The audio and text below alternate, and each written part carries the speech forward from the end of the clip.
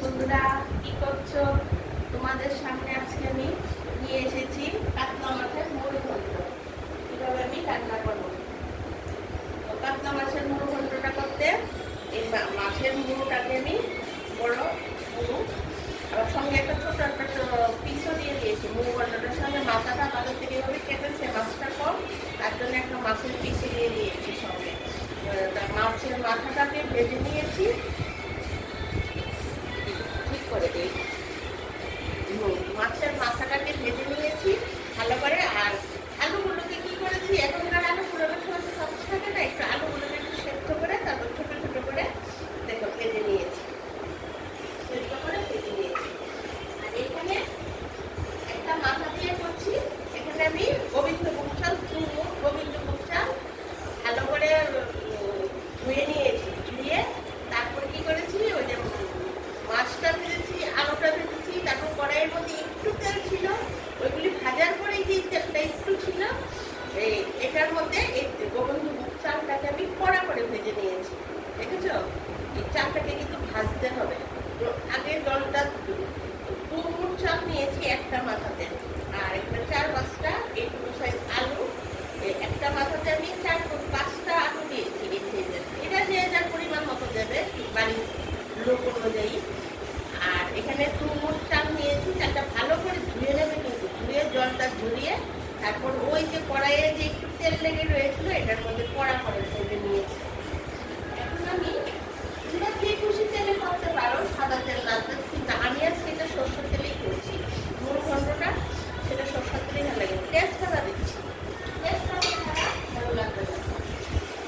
আর এটার মধ্যে দিয়েছি একটা বড় পেঁয়াজ, আদা, 2 কোয়া রসুন, এইটুকু আদা, আর বড় চামচের 1 চামচ জিরের গুঁড়ো, ধনের গুঁড়ো, আর দিয়েছি 4-5টা কাঁচা লঙ্কা